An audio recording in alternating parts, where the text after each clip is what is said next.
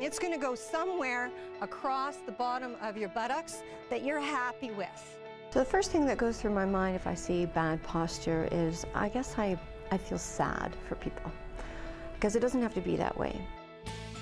We're all born in that primary sort of C-curve shape, but we don't have to succumb to that.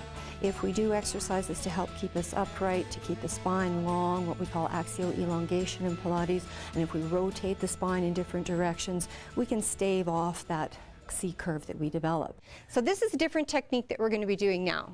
I've been around for a very long time. Started teaching in the late 70s. Believe it or not, I was teaching disco dance to 200 people at a time when Saturday Night Fever came out. And then I discovered Pilates in the mid-90s, but I really didn't know what it was. And I happened to be in a gym and I saw a little sign and it said Pilates foam roller class. For the whole hour, I proceeded to fall off of this roller. I couldn't stay on it if my life depended on it.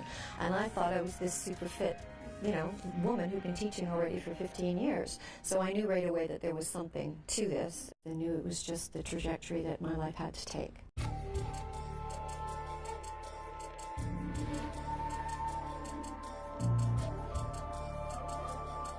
I had a lovely client that came to me basically every season because she lived in Malaysia and she came every summer to Vancouver because it's beautiful. And she's the daughter-in-law of the Prime Minister of the country. She said, why don't you just come and be my personal Pilates instructor? And I said, well, that's all well and good, but what will I do the other 23 hours a day? So then it just became a major project.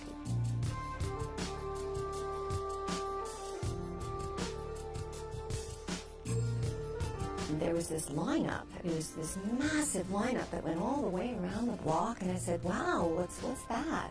And I came in and they were all to see me. We had 1,120-something people show up from that ad.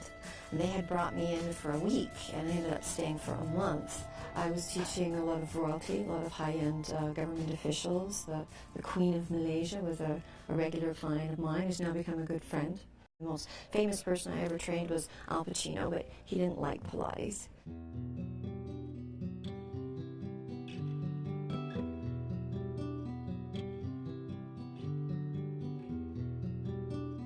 It's much more rewarding to work with people who really have bigger obstacles to overcome. When I first came, Kathleen couldn't do anything with me, and I had to go home and do a lot of homework on each move she told me to do. I couldn't do anything when I first came. Really resist as you come in. Beautiful. Now she's back to golfing and she can bend and pick up her tee, and her legs move better behind her body than they ever did, so she can walk now. And she can do stuff that some of my 30-year-old clients can't do. She's quite amazing. Come on in, honey. Close the curtains, please.